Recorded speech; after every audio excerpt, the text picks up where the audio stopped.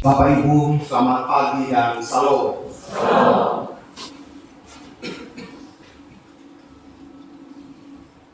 Pemahaman kekristenan memahami manusia sebagai kondisi eksistensi, keberadaannya yang di satu sisi mempunyai kecenderungan untuk berbuat baik, tetapi serentak juga punya kecenderungan untuk berbuat dosa.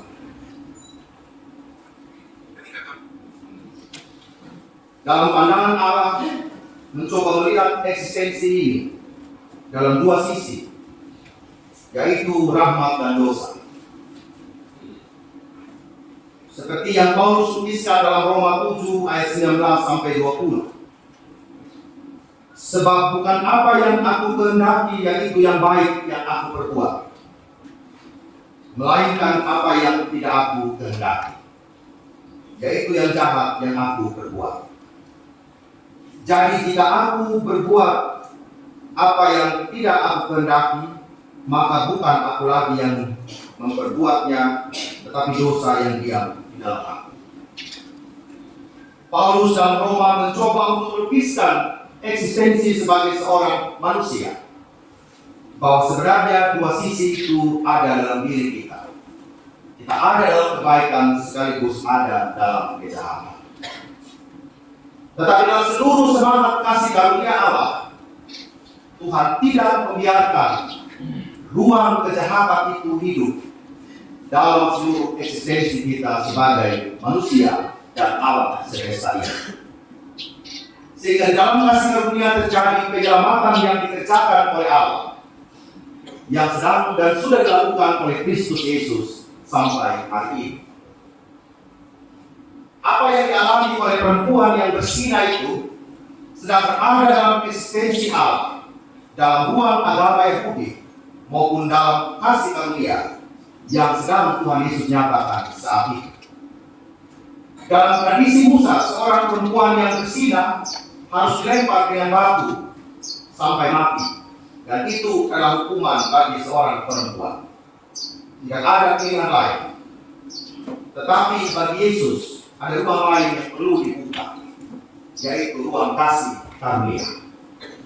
Ruang pengampunan yang diberikan oleh Allah pada perempuan itu menjadi hal yang dirayakan oleh perempuan itu dalam menghadapi eksistensi dirinya, bahwa sejatinya dia tidak tenggelam dalam dosa yang berkepanjangan, tetapi harus ada sebuah perubahan dalam hidupnya sebagai seorang manusia yang bertanggung jawab terhadap kasih karunia Allah itu. Bapak Ibu dan saudara yang terkasih, bulan Agustus ini kita masih ada dalam bulan kemerdekaan dan kebangsaan kita. Seperti tema hari ini, dimerdekakan untuk bertanggung jawab. Secara umum, tanggung jawab itu ingin dikatakan begini: adanya sebuah kesadaran manusia akan perilakunya dan perbuatannya yang disengaja maupun yang tidak sengaja, atau sikap menerima tugas dengan segala konsekuensinya, kemudian melakukannya dengan setia. Sekali lagi, tanggung jawab yang ingin dikatakan adalah adanya sebuah kesadaran sebagai manusia akan tingkah lakunya, akan perbuatannya yang disengaja atau tidak disengaja, atau sikap menerima tugas dengan segala konsekuensinya, kemudian melakukannya dengan setia. Dan itulah yang Yesus katakan kepada perempuan itu, aku pun tidak akan menghukum engkau. Pergilah dan jangan berbuat dosa lagi, mulai dari sekarang. Bapak Ibu, tidak mudah menjadi seorang perempuan saat itu yang harus melakukan seluruh tanggung jawab. Dia berada dalam prasangka buruk dari seluruh lingkungan. Dia berada dalam penghakiman yang belum selesai dari ahli-ahli Taurat dan orang-orang beragama saat ini.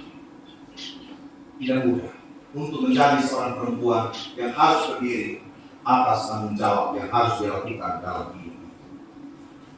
Tetapi kemerdekaan yang diberikan oleh Yesus kepadanya menjadi sebuah perayaan yang harus dirayakan oleh perempuan itu.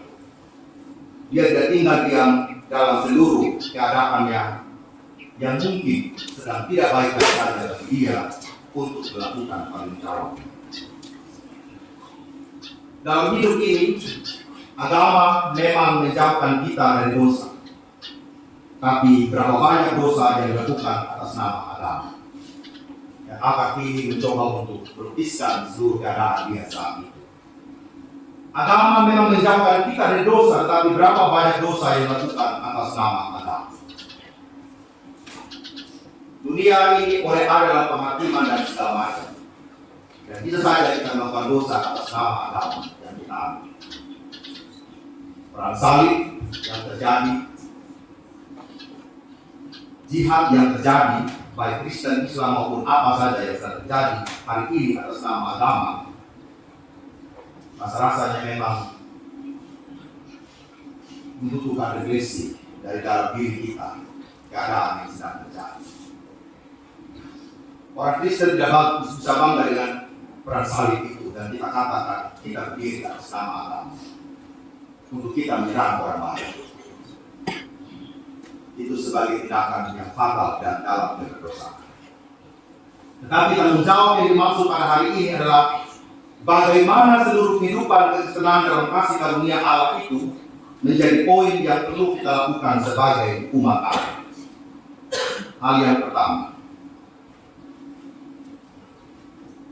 tanggung jawab adalah panggilan hidup orang Kristen. Tidak ada hidup yang seenak-enaknya saja seperti dalam nafsu minggu kita tadi ini. Bahwa kemerdekaan yang kita terima itu untuk kita salah gunakan dalam kehidupan ini. Orang-orang zaman sekarang, mari kita amati dengan baik. Bagi mereka, kebebasan itu sangat penting dalam segala hal. Kebebasan untuk hidup dalam pesta pora. Kebebasan untuk melaksanakan dan melakukan seks bebas. Kebebasan untuk melakukan perselingkuhan, kemabukan, perjudian, mengendarai kendaraan tanpa batas, mencuri, dan lain sebagainya. Memperkatakan orang lain seenaknya. Tidak ada penghormatan kepada orang lain. Sebenarnya sedang mengingkari panggilan kita sebagai umat Tuhan. Kita katakan, kalau saya buat main judi hari ini, tidak ada yang punya hukuman langsung kepada saya. Kalau saya mabuk hari ini, tidak ada memang hukuman yang terjadi atas diri saya. Kalau saya melakukan seks bebas menurut keinginan saya sebagai orang-orang muda, itu terjadi urusan privat saya. Jangan ada yang mencampuri. Kalau saya melakukan perselingkuhan hari ini dan ada orang yang menegur, kita mulai katakan, pergi diri sendiri dulu. Dan seolah-olah semua hal itu menjadi hal yang biasa dalam hidup sebagai sebuah komunitas. Pertanyaannya selalu diulang lagi kepada kita, apa panggilan kita sebagai orang-orang yang percaya? Apakah hidup ini benar-benar hanya seperti itu saja? Kita menjadi orang yang sangat tidak bertanggung jawab dalam memahami kebebasan yang diberikan oleh Allah. Persoalan-persoalan pastoral yang terjadi hari ini di jemaat kita harus ada dalam kenyataan bahwa dalam rumah tangga tidak ada sebuah penghormatan yang utuh sebagai suami istri. Suami mau pulang mabuk kapan saja, sah-sah saja.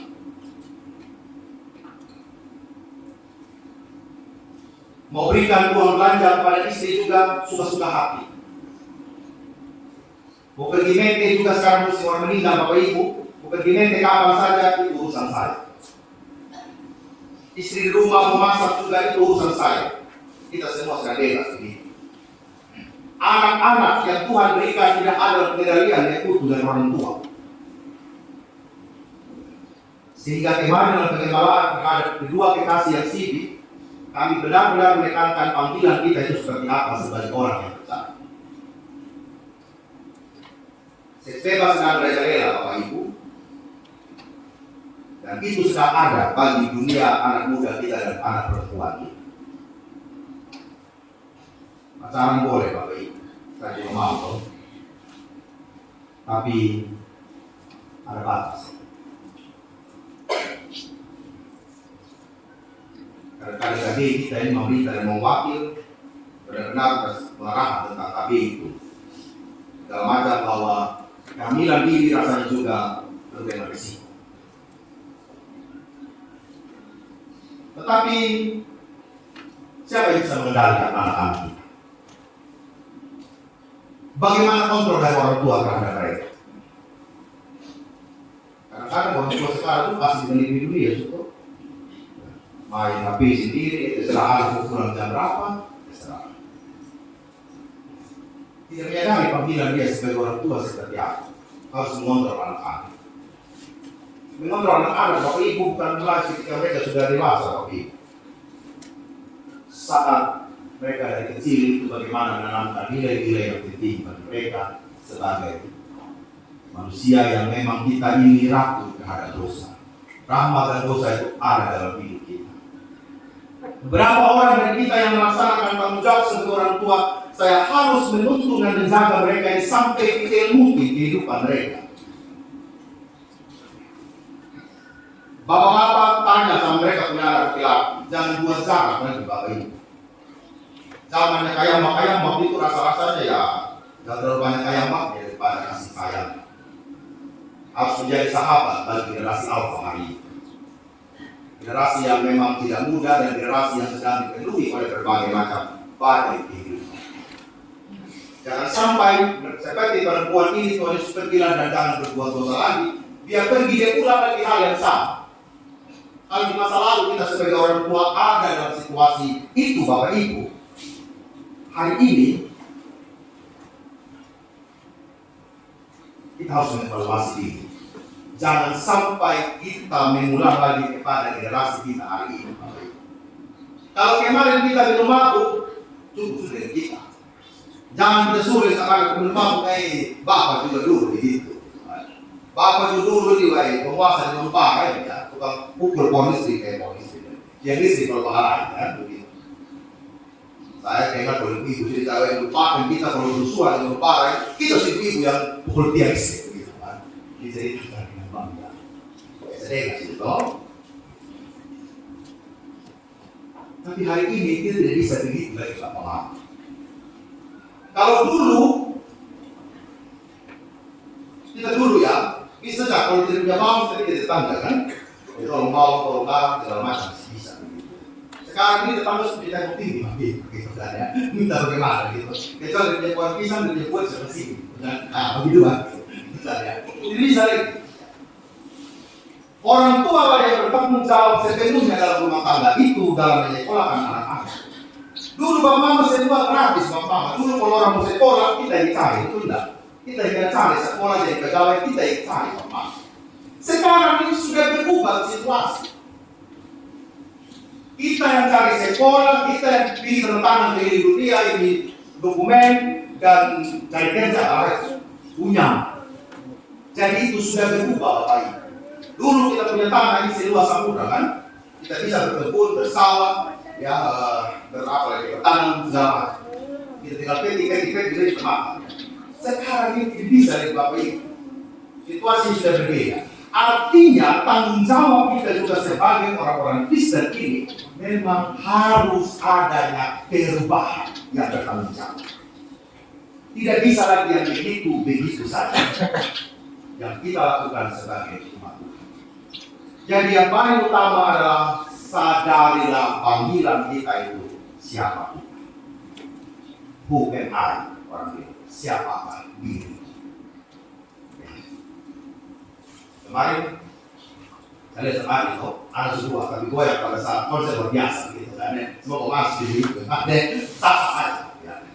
Umur boleh tua tapi jiwa muda gitu kan ya. Boleh saja. Tapi jangan lupa diri gitu. Sekarang bukan anak-anak saja yang anak muda ini kali udah seribu Pak Pendeta orang tua lupa sekarang. Ada pacaran orang tua juga pacaran karena itu sudah punya suami istri kan. Lebih hebat sekarang ini orang tua ya puber kedua. Ini orang pacaran umur 50 lebih bau gitu kan ya. Nah, ini romantis gitu kan ya. Tapi kita bukan salah ya Pak Mama gitu kan ya. Sampai kita orang sana, Papa kan lagi merawat ini, saya ditanya orang apa di sini kan begitu. Dan juga soal semua orang boleh maaf itu artinya sudah kena KP Bapak gitu kan ya.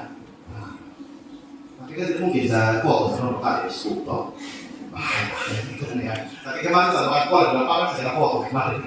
Berbeda makan kola sama mama ya. Jadi sampai itu akan ngeri sekali viral gitu kan ya. Nah, ini tidak nampak Bapak Ibu ya. Mencari orang tua yang bertanggung jawab dan mencari orang Kristen yang bertanggung jawab. Ya. Hari ini Bapak Ibu dengar seluruh penilaian dari DPJ itu bukan untuk menghakimi seluruh gereja ini. Tapi kita sedang bertanggung jawab terhadap semua berkat-berkat yang Bapak Ibu berikan buat di gereja. Ada yang lebih, ada juga yang kurang. Kita juga bertanggung jawab. Ketika kita buat gereja ini juga butuh biaya. Kemarin di Facebook sama teman tuh di Jakarta dia bilang, pendeta kalau ada uang kita sama jemaat. Terus kalau jemaat ada uang pendeta bilang kita sentuhan gitu kan? Ada sentuhan gitu. Saya bilang gini, tapi itu baik gitu kan. Dia bercanda di Facebook gitu kan ya.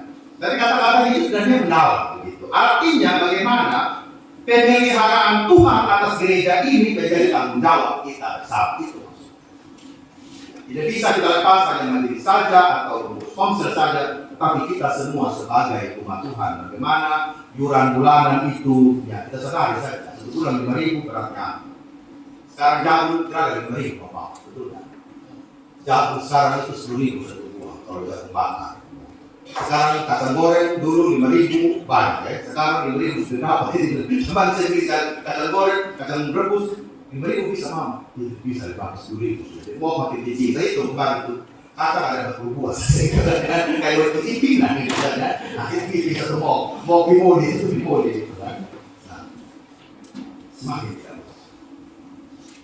Kita harus bangkit bagaimana sebagai orang yang bertanggung jawab. Hal yang kedua, kita harus ingat bahwa ketika kita bertanggung jawab ini kita adalah hamba kebenaran.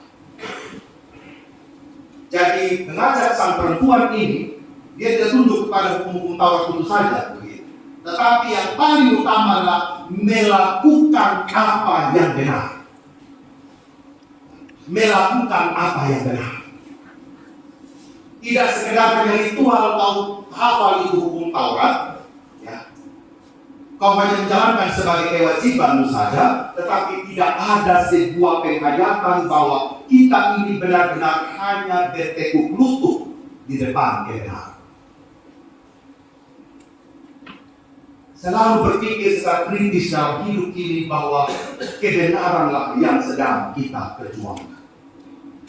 Meskipun di tengah-tengah kebenaran itu kadang-kadang kita letih, kita capek, ya, kita sudah melakukan apa yang benar, suami tidak memahami kita, istri tidak memahami kita, atasan tidak memahami kita, bahkan dia mengajar kita tipu-tipu dan lain sebagainya.